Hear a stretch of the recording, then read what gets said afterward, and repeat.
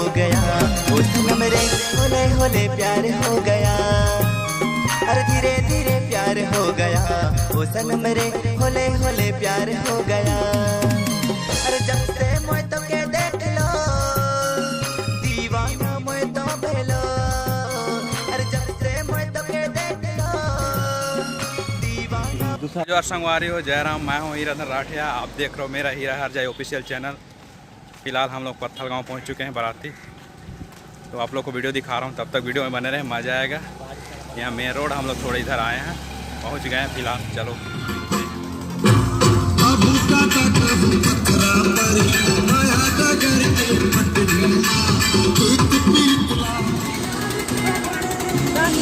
देखना